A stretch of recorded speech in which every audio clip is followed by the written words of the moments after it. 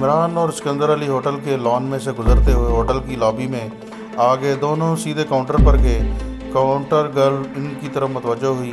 सिकंदर अली ने आगे बढ़कर कहा, मैडम, मुझे अपने बॉस श्री जे.सी. अग्रवाल साहब के लिए एक डबल बेड वाला कमरा चाहिए। इसके साथ ही इमरान ने बटुए में से अपना कार्ड निकाल कर काउंटर गर्ल के आगे रख दिया। काउंटर गर्ल ने कार्ड को एक नज़र देखा और इमरान की तरफ देखकर एक दिल क्रश मुस्कुराहट दे दी और अपने सामने रखे हुए पैड पर इमरान के विजिटिंग कार्ड के इम्तियाज़ात लिखने लगी। उसके बाद उसने रजिस्टर खोलकर इमरान के सामने किया और कहा, प्लीज़ यहाँ अपना नाम और एड्रेस वगैरह लिख दीजिए।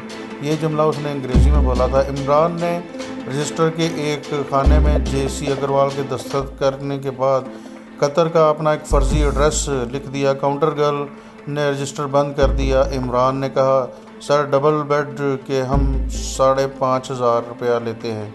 इमरान ने बटुए में से 5,500 के नोट निकाल कर काउंटर गर्ल को दे दिए, जिसने एक रसीद बनाकर इमरान को दे दी और चाबी सिकंदर अली को देते हुए होटल के बेल बॉय से कहा, साहब को 13A रूम में ले जाओ।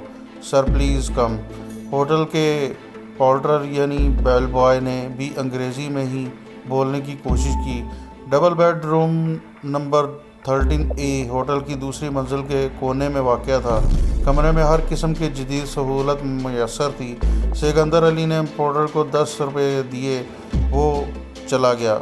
मेरा ख्याल है सर कि नाश्ता ऊपर ही मंगवा लेते हैं। इमरान सोफ़े पर बैठ गया और कहने लगा, नाश्ते की ज़रूरत तो कोई महसूस नहीं हो रही। सिकंदर अली ने फ़ोन का रिसीवर उठाकर नंबर घुमाया और कमरे में 2 नाश्तों का ऑर्डर दे दिया। इमरान ने कहा, मेरा ख्याल है मुझे ये सूट उतार कर कुर्ता पजामा पहन लेना चाहिए, क्योंकि मुझे कहीं बाहर तो अभी जाना नहीं। सिकंदर अली ने कहा, अच्छा ख्याल है। सूटकेस तो मैं साथ ही लाया हूँ, जिसमें स्लीपिंग सूट के अलावा सिल्क के कुर्ता पजामे के 2 जोड़े भी थे।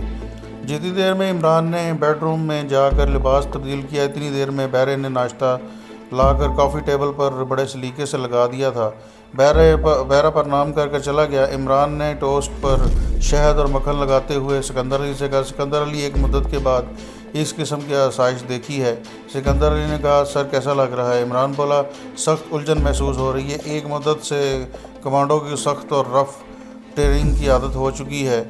सिकंदर अली चाय बनाते हुए कहने लगा, सर, ये भी तो आपकी कमांडो लाइफ का एक हिस्सा है। हाँ, ये तो तुम ठीक कह रहे हो, इमरान ने कहा, लेकिन हमें यहाँ बेहद एहतियात बरतनी होगी। तुम्हें ये नहीं भूलना चाहिए कि हम दोनों हिंदू हैं और तुम्हारा नाम राजकुमार है, मेरा नाम जे.सी. अग्रवाल है। तुम मेरे पर्सनल सेक्रेटरी हो और मैं तुम्हारा बॉस हूँ, और हम इंडिया में ऑटो मैन्युफैक्चरिंग का जायज़ा लेने के लिए विजयवाड़ा में आए हैं। सिकंदर अली बोला, सर, आप फिक्र ना करें। इमरान ने कहा, हमें 2 दिन में एक बार बाहर ज़रूर जाना चाहिए। तुम काउंटर पर यही कहोगे कि बॉस अग्रवाल बिज़नेस के सिलसिले में शहर की मार्केटों का जायज़ा ले रहे हैं, ताकि होटल वालों को भी यकीन हो जाए कि हम वाकई कतर से इंडिया अपने बिज़नेस के सिलसिले में आए हैं। ऐसा ही करेंगे सर, सिकंदर अली ने कहा। नाश्ता करने के बाद इमरान मेज़ पर रखे हुए इस दिन के अखबार को देखने लगा। सिकंदर अली थोड़ी देर के लिए नीचे हाशिम खान के पास गया। दोपहर के बाद सिकंदर अली और इमरान हाशिम अली के साथ प्राइवेट टैक्सी में बैठकर शहर की सैर को निकल गए। सिकंदर अली ने काउंटर पर चाबी देते हुए यही कहा कि अग्रवाल साहब बिज़नेस के सिलसिले में शहर जा रहे हैं। 1-2 घंटे में शहर की मुख्तलिफ सड़कों पर वो फिर फुर के वापस होटल में आ गए। 2 दिन और 2 रातें गुजर गई। दूसरा दिन तुलू हुआ। इस दिन इमरान ने एक ऐसा ड्रामा करना था जिसके ज़रिए उसने न्यूक्लियर मटीरियल और खुफिया कोड वाले कांतीलाल की हमदर्दी हासिल करनी थी और इसके करीब होना था। इमरान दिन भर होटल के कमरे में ही रहा। सिकंदर अली ये तस्दीक करने चला गया कि कांतीलाल इस रात कैसरबाई के फ्लैट पर आ रहा है कि नहीं। वो दोपहर के बाद वापस आ गया। इमरान ने पूछा, क्या खबर लाए हो? सिकंदर अली ने कहा, सर, हर शय प्रोग्राम और शेड्यूल के मुताबिक है। कांतीलाल आज रात के 9 और 10 बजे के दरमियान चिड़ियाघर के पिछवाड़े वाली दीवार पर से गुजरेगा। हमारे 3 आदमी पहले से ही वहाँ मौजूद हैं। इस सड़क पर लोगों की ज़्यादा आमदोरफ्त तो नहीं होती? इमरान ने पूछा। सिकंदर अली ने बताया कि वो सड़क छोटी सी है और रात के वक्त बिल्कुल सुनसान होती है। वो कहने लगा कांतीलाल नहीं चाहता कि उसे कोई केसर भाई के फ्लैट पर जाते हुए देखे, इसलिए वो इस सुनसान सड़क पर से गुजरता है। इसकी ये एहतियात हमारे हक़ में बड़ी मुस्बत है। रात का खाना उन्होंने कमरे में खाया, काफ़ी भी कमरे में ही मंगवा ली। इसके बाद उन्होंने अपने एडवेंचर की तैयारी शुरू कर दी। तैयारी सिर्फ इमरान को ही करनी थी। इसने सिल्क का रेशमी कुर्ता पजामा उतार कर उसकी जगह पतलून और बुशर्ट वगैरह पहन ली। अपने साथ उसे असला या कमांडो चाकू लेकर जाने की ज़रूरत नहीं थी, क्योंकि वहाँ सिर्फ ड्रामा ही करना था। 8:30 बजे इमरान पतलून कमीज़ और सलवार सूट पहनकर अपने पर्सनल सेक्रेटरी राजकुमार यानी सिकंदर अली के साथ लॉबी में आ गया। सिकंदर अली ने काउंटर पर चाबी दी और कहा कि अग्रवाल साहब एक बिज़नेस पार्टी से मिलने जा रहे हैं। पोर्च में शोफर की वर्दी में मलबूस हाशिम खान नीली गाड़ी के पास अदब से खड़ा था। जैसे ही इमरान गाड़ी की तरफ बढ़ा, उसने जल्दी से पिछली नशिस्त का दरवाज़ा खोल दिया। इमरान पीछे और सिकंदर अली आगे हाशिम खान के साथ गाड़ी में बैठ गए और गाड़ी शहर के सबसे बड़े चिड़ियाघर की तरफ रवाना होगी। ये चिड़ियाघर शहर से बाहर था। चिड़ियाघर के पीछे से जो छोटी सड़क गुजरती थी, इस पर नारियल और बांस के छोटे दरख्त झुके हुए थे। रात के वक्त इधर से कोई नहीं गुजरता था। हाशिम खान ने मंसूबे के मुताबिक चिड़ियाघर के अकबी सड़क पर से कुछ फासले पर गाड़ी खड़ी कर दी। हाशिम खान सिकंदर अली भी इमरान के साथ गाड़ी से बाहर निकल आए। इमरान ने उन्हें कहा, तुम लोग दरख्तों के पीछे छुपकर यहाँ जो ड्रामा खेला जा रहा है उसे देखो और फिर मेरी वापसी तक इसी जगह पर हो। उसने सिकंदर अली से पूछा, अपने आदमी कहाँ छुपे हुए हैं और क्या वो मौके पर पहुँच जाएंगे? सिकंदर अली बोला, जी हाँ, वो पहुँच गए हैं और सड़क पर जहाँ छोटी पुलिया सी बनी हुई है उसके पास गात लगा कर बैठे हुए हैं। कांतीलाल पर इसी पुलिया के ऊपर हमला होना था। इमरान ने कहा, ठीक है, तुम लोग अपनी अपनी पोजीशन पर चले जाओ। हाशिम और सिकंदर अली अंधेरे में पीछे दरख्तों की तरफ चले गए। उनके बाद इमरान गाड़ी में बैठकर सड़क पर आहिस्ता आहिस्ता गाड़ी चलाता आगे इसी तरफ चलना शुरू हो गया। उसने गाड़ी की हेडलाइट रोशन कर रखी थी। इसकी रोशनी में उसे चिड़ियाघर के अंदर जाने वाली पानी के नाले की छोटी सी पुलिया नज़र आ रही थी। तो उसने लाइटें बंद करके गाड़ी को एक दरख्त के नीचे खड़ा कर दिया। खुद वो सीट पर ही बैठा रहा। उसकी निगाहें सामने सड़क पर लगी हुई थी। उस वक्त उसने देखना था कि कांतीलाल के वहाँ से गुजरने का वक्त हो गया है, मगर अभी तक अंधेरा ही था और किसी गाड़ी की दूर तक रोशनी कोई नज़र नहीं आ रही थी। 10-15 मिनट के बाद दूर से सड़क पर गाड़ी की हेडलाइट की रोशनी नमूदार हुई। इमरान बिल्कुल तैयार होकर बैठ गया। ड्रामा शुरू होने वाला था। वो गाड़ी की रोशनियों को आगे बढ़ता हुआ देख रहा था। इसकी को ख्याल था कि किसी दूसरे आदमी की गाड़ी हो सकती है। हो सकता है कांतीलाल गाड़ी में ना हो, लेकिन अपने जो 3 आदमी पुलिया के पर खड़े थे गात लगाकर वो उसको पहचानते थे और उन्होंने ही उसे देखकर हमला करना था। गाड़ी आहिस्ता आहिस्ता आगे बढ़ रही थी। अब गाड़ी के इंजन की आवाज़ भी सुनाई देने लगी। नाले के पुलिया से 15-20 गज आगे अपने आदमियों ने दरख्त काट कर डाल रखा था। कांतीलाल की गाड़ी कटे हुए दरख्त के पास रुकी। इमरान को गाड़ी के ब्रेक लगने की आवाज़ रात की खामोशी में भी साफ आई। गाड़ी में से एक आदमी बाहर निकला। गाड़ी की बत्तियां रोशन थी। वो आगे आकर सड़क पर पड़े दरख्त को देखने लगा। उसके साथ ही दरख्तों में से 3 आदमी बड़ी तेज़ी से निकले। उनके पास बंदूकें थी और चेहरे उन्होंने अपने मास्क के साथ लपेट रखे थे। दोनों आदमियों ने कांतीलाल को दबोच लिया और तीसरे आदमी बंदूक की जद में लेकर उसे गरजदार आवाज़ में कहा, तुम्हारे पास जो कुछ है खामोशी से हमारे वाले कर दो। कांतीलाल को उन्होंने पहचान कर ही उस पर हमला किया था। कांतीलाल ने कहा, मेरे पास डैशबोर्ड में सिर्फ 2000 रुपये हैं, वो ले लो और मुझे छोड़ दो। ठीक है। इस वक्त इमरान ने इंजन स्टार्ट किया और गाड़ी को तेज़ी से चलाता हुआ कांतीलाल की मदद को पहुंच गया। गाड़ी खड़ी करके वो तेज़ी से बाहर निकला और एक डाकू को उसने गर्दन पर मुक्का मारा और वो नीचे गिर गया, बल्कि वो खुद ही नीचे गिर गया। इमरान ने फ़ौरन बंदूक उठा ली और जिन 2 डाकुओं ने कांतीलाल को दबोच रखा था उनकी तरफ बंदूक की नाली करते हुए गरजदार आवाज़ में कहा, शरीफ आदमी को छोड़ दो, नहीं तो दोनों को मैं की खोपड़ियाँ उड़ा दूंगा। जैसे कि आप भी समझ गए होंगे कि ये सारा ड्रामा था और ये तीनों डाकू मुराद खान की तंजीम के आदमी थे। दोनों डाकुओं ने ये सुनते ही कांतीलाल को छोड़ दिया और एक तरफ को दौड़ते हुए अंधेरे में गायब हो गए। जो डाकू ज़मीन पर गिरा हुआ था वो भी जान बचा कर फरार हो गया। इसके बाद इमरान ने कांतीलाल से कहा, आपको कहीं चोट तो नहीं लगी? कांतीलाल ने अपनी सिल्क कुर्ता ठीक करते हुए कहा, भाई साहब, ऐन वक्त पर अगर आप ना आते तो मेरी मदद ना करते तो मेरी तो आज जान चली जाती। इमरान ने बंदूक दफ्तों की तरफ फेंकते हुए कांतीलाल की तरफ हाथ बढ़ाया। मेरा नाम जेसी अग्रवाल है, मैं बिजनेसमैन हूँ। कतर में मेरा ऑटो का बिजनेस है। मैं विजयवाड़ा का कारोबारी दौरा करने आया हूँ। 5 स्टार होटल में ठहरा हूँ। खाना खाने के बाद यूं ही शहर की सैर करने निकला। यहाँ से गुजरा कि आपको देखा कि आपको डाकुओं ने दबोच रखा है, तो फ़ौरन आपकी मदद के लिए आ गया। कांतीलाल ने गर्मजोशी से हाथ मिलाते हुए कहा, अग्रवाल जी, मैं आपका बड़ा आभारी हूँ, आपने मुझे इन डाकुओं से बचाया। इमरान ने कहा, ये मेरा इंसानी फ़र्ज़ था सर, जो मैंने पूरा किया।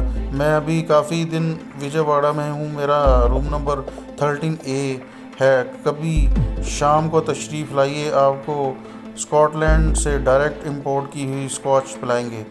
इमरान कहका लगाकर हंस दिया। ये जुमला उसने जानबूझकर कांतीलाल के कान में डाला था, क्योंकि उसे मालूम था कि आला इम्पोर्टेड विस्की का कांतीलाल की सबसे बड़ी कमज़ोरी है और वो इसे किसी भी सूरत में नहीं छोड़ेगा। और वैसे भी भारत में किसी को शराब की दावत देना ममनून नहीं था। ये बिल्कुल ऐसा ही था जैसे हम किसी को तकल्लुफ़ाना कहते हैं कि आप हमारे घर आइएगा, आपको इंशाल्लाह चाय पिलाएंगे। कांतीलाल पर इमरान के इम्पोर्टेड का जुमला का बहुत गहरा असर हुआ। उसने दोबारा इमरान से पूछा, क्या नंबर बताया आपने?